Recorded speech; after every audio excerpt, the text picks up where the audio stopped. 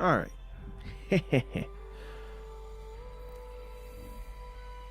Let's see what story lies in store for us. Super late stream. It's probably going to be super short for this one, too. I had to go see Oppenheimer for extra credit for one of my American history classes. It's over a 3-hour long movie. Not even joking. With previews, I was in the movie theater for about 3.5 hours. It was long. Ate up my entire afternoon. It is about 8 o'clock where I'm at. It's late. But it is a Tuesday. So, we are here. Oh shoot, I'm in my Crota's End gear, aren't I?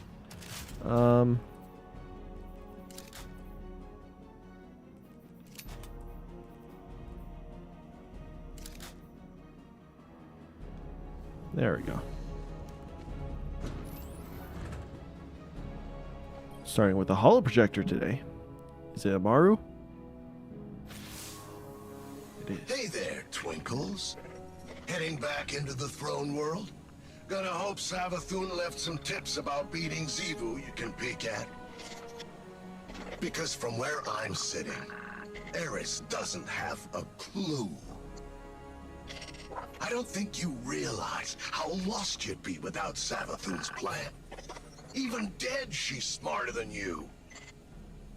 She had it all figured out years ago. Take the Traveler, seal it away, keep it hidden from the witness, clean and easy. But there's nothing you Guardians hate more than a plan you're not the center of. So you stormed the gates. Liberated your darling Traveler, and put it exactly where the witness knew you would.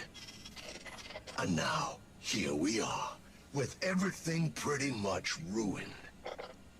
So go ahead, keep trying to outsmart Savathun, when she's just trying to undo all the damage you've done. The Traveler didn't make a mistake when it chose the Hive. It was fixing the mistake it made when it chose you. He's so harsh. And it's one of those things where he's not wrong, but he's not right either. I'll explain here in a sec when we read this. Amaru hacks the holo projector with a spiteful screed. I don't think you realize how lost you'd be without Savathun's plan, he says. Even dead, she's smarter than you. She had it all figured out years ago. Take the Traveler, seal it away, keep it hidden from the witness.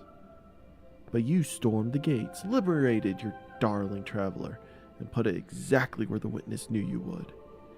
Maru speaks with utter conviction. You can hear the disdain in his voice. The Traveler didn't make a mistake when it chose the Hive. It was fixing the mistake it made when it chose you.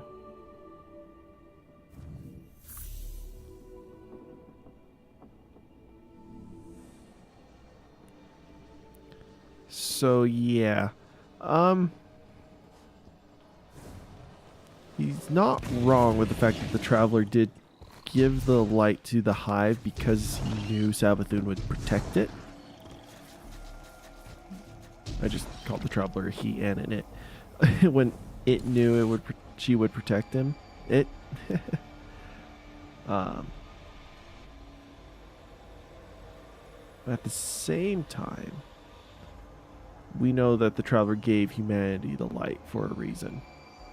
And in the Vidoc, it's for this reason. It knew that we would utilize the light in such a way that we could be its best protectors. We're stupid, but we're the best. By reading Eris's notes on sword logic and the secrets of the Hive, you see she believes she can claim deeper power from the throne world by continuing Savathun's experiments with the light. Attuning to an element will allow you to explore Savathun's spire more efficiently and augment your own capabilities. Choose an element and begin the ritual. So do we want arc?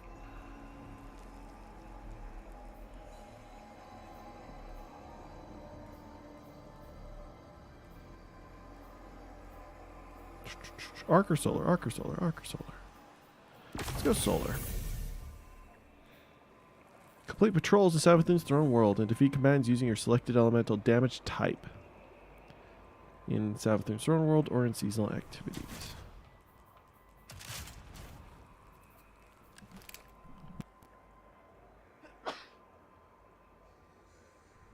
Sorry. And I guess yeah, we'll go more precision.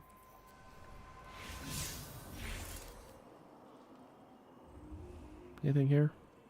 No? Okay.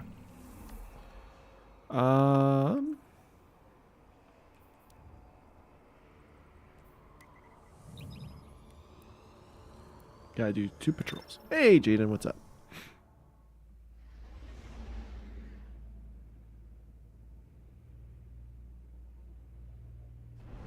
Yeah, it's been a while since we last saw you. Hope all is well. We're just chilling. Oh, that's right, we gotta do a GM.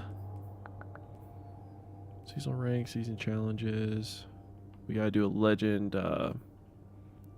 Savathun Spire. Oh, we got more accommodations going. We're almost there. We're almost there. The amount of raiding we're doing, we'll get there in no time. Ooh, let's go do the heroic assassinations. Those are fun. Sure, they're not the most time efficient ones. I enjoy them.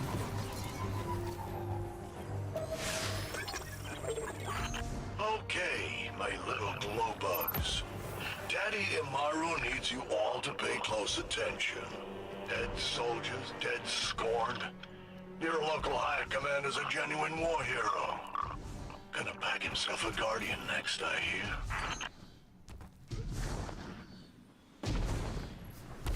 Defeat Hive Knight Kish Aggresso's forces in the Temple of the Wrath. Imaru is just such a punk. I love it. I watched Mylan's video about whether or not Imaru can be trusted. And it's very interesting.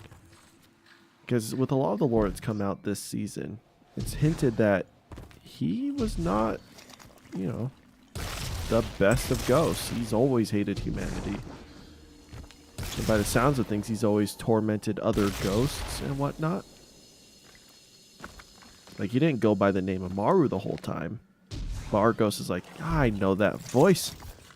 Maru's not your original name. And kind of explain, yeah, but he just does not like humanity.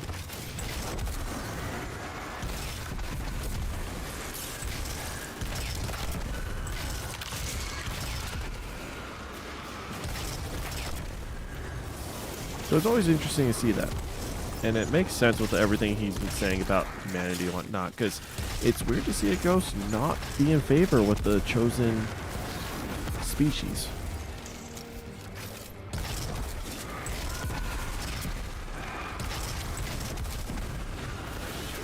There's a lot more to the video that Mylan put out, so highly recommend you go watch it.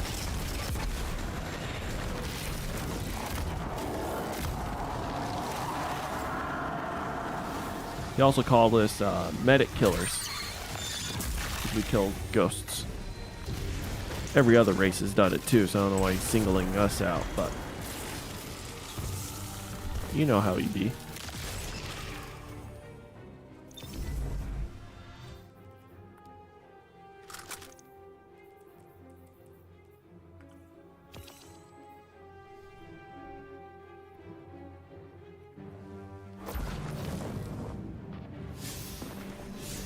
Alright, we'll do the scan environment next. That one's always good too. So, the Hive, they don't like me sniffing around anything suspicious. They chase me off before I can scan anything, but now I gotta know, you know? And then poor Finch. Because he felt the attraction for the Hive. He felt, that they were worthy of the light, but he changed his mind.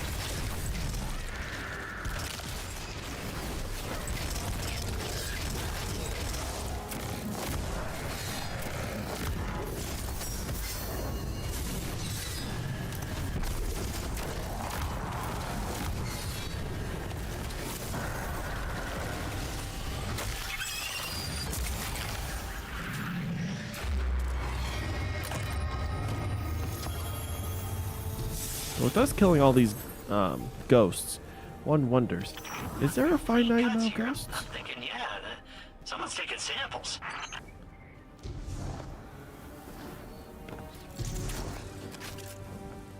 So, where are we supposed to go?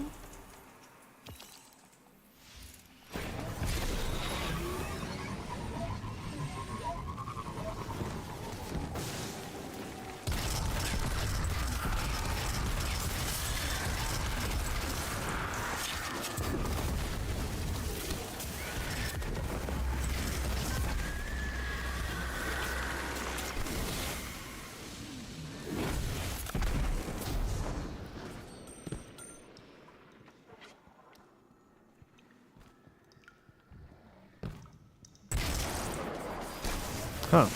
I don't know.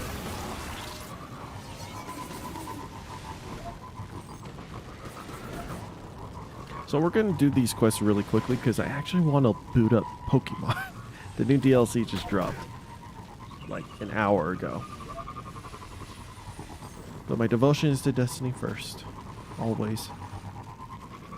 But I'm very happy it's a slow week this week. It means we can get the stream done in maybe the next 15 minutes. Then I can spend the rest of my night playing Pokemon before I have to go to bed. Very long day at school tomorrow. Actually, might not. No. It's half long. I forgot. I gotta run over to my cousin's house to help me with my Koro Sensei cosplay. Hopefully I can get that done. Next week is FanX, the Utah's equivalent of Comic-Con. So hopefully I can get it done by then. I don't know if I can though. I'm gonna be honest with you. I just kind of didn't work on it when I could have, and now I don't have much time to.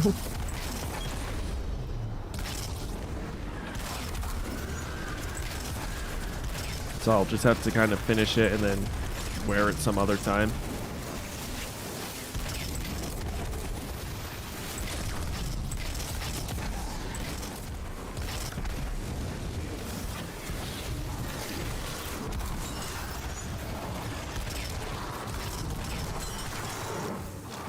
I thought one shot would destroy the crystals.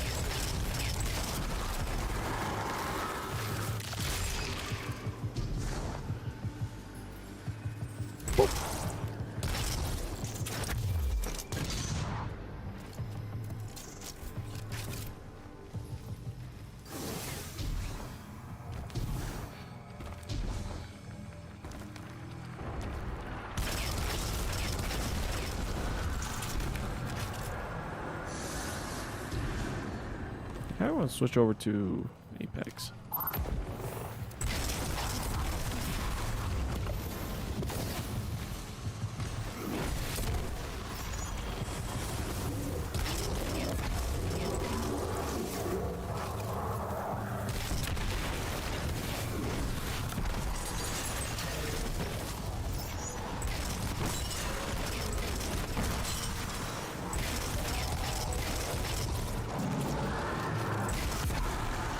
Aha! Solar Rune.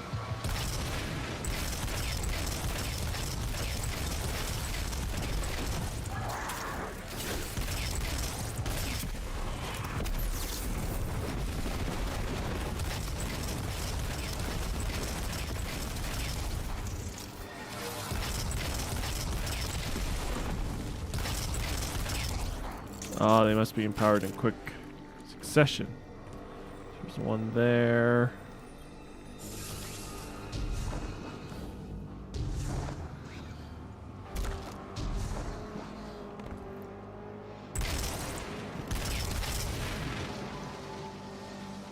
I see the timer now.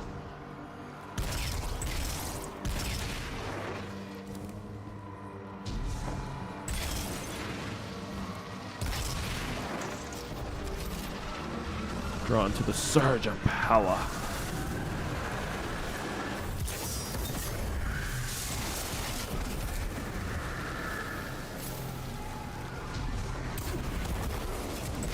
Like, Season of the Hunt wasn't that great of a season, but I will say, the concept of Wrathborn being Zebu Arath's army, I think it's pretty clever.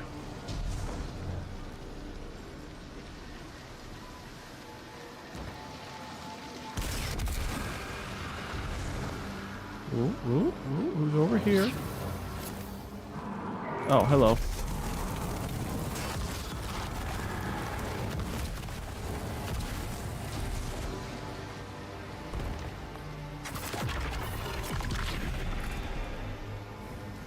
This is Ikora in the plunge dive tank. Oh.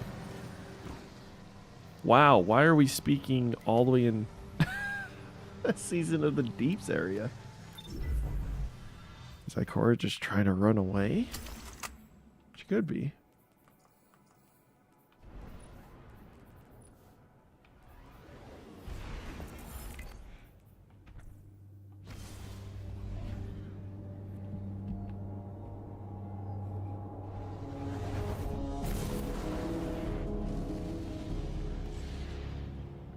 Probably Ikora telling us that we need to stop this.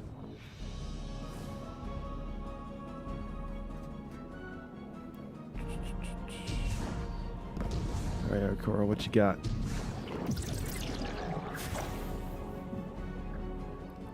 Are you about to ask Asa some stuff? Or do you want Asa to overhear this conversation? Because why are we meeting on Titan? Welcome back, Sloan. It's good to be back. But from Asa's impressions, I guess this isn't a social call. Unfortunately not. What do you know about Eris's plan? Only that she and Asa are bound by some kind of hive ritual. I was against it, but like Asa said, sometimes we have to become our enemies to defeat them. That's exactly what concerns me. Sloan, I need to speak with her. No. Asa's done enough for the Vanguard. She's barely recovered from... I will speak. Bound by covenant, tides held between a current. You're helping Eris contain the energy from the tithes. Eroding, hollowing, release in time, or remain bound without end.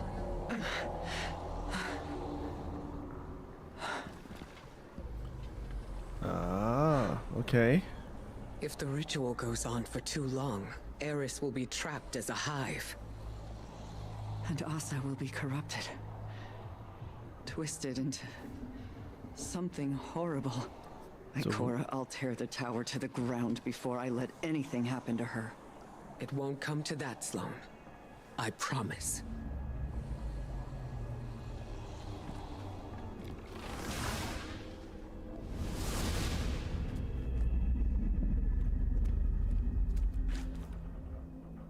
Asa's not even gonna look at us.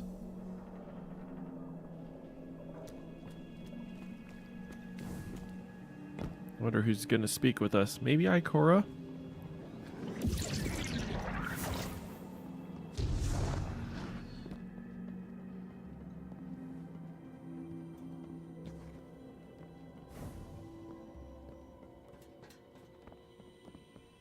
Good to be working together again. Shut up, Crow.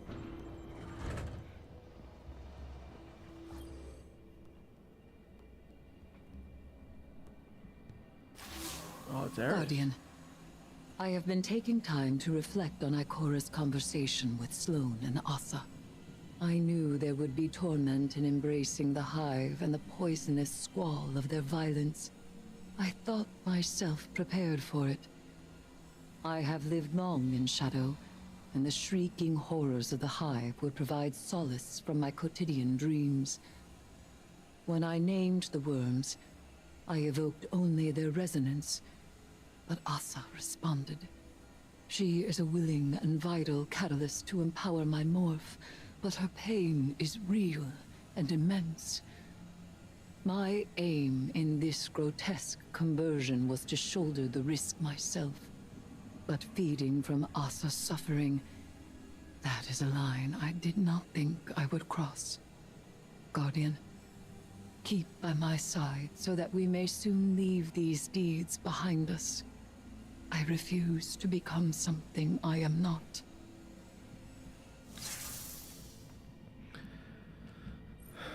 Yeah, now that we know it's not just Eris shouldering this weight, I think that's going to be a real turning point for her.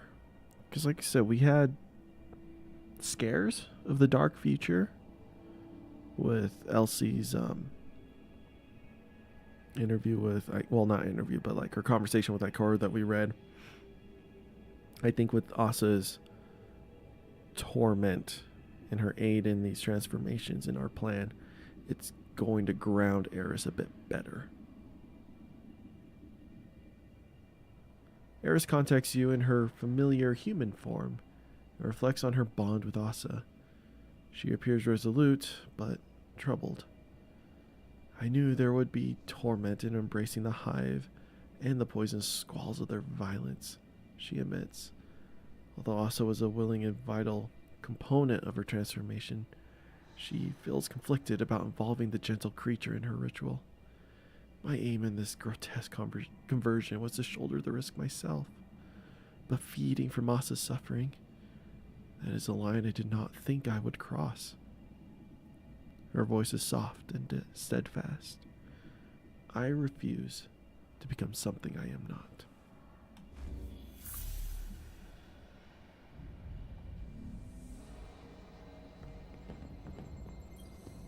The worm gods extract their sustenance from between what is and what might be, between the actual and the possible. When the Hive made their ill-fated pact with these worms, they gained immortality and the power to make of the world as they willed. Few beings in this universe derive their power this way. The Queen of the Reef believes it is the same method as the Ahamkara. The Wish Dragons were too dangerous to exist. So is Xivu Arath. My connection to Asa is regrettable. But this was the only path towards my goal. I invoked the worms, and she answered. And did you know that this would happen? It was possible.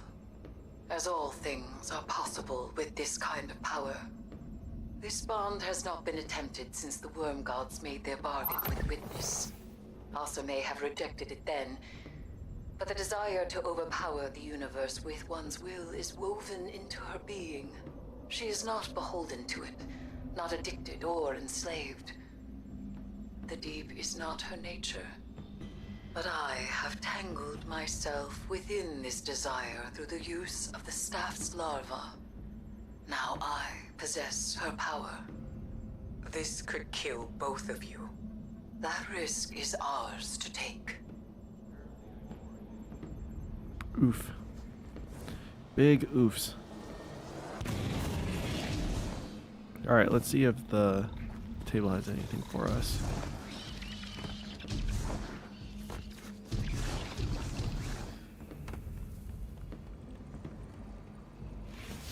Doesn't quite look like it.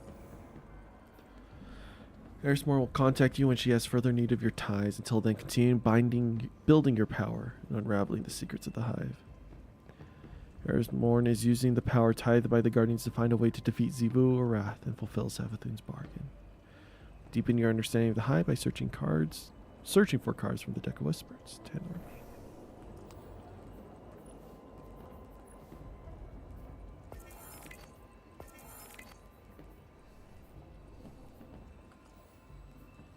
So we got some new lore to read.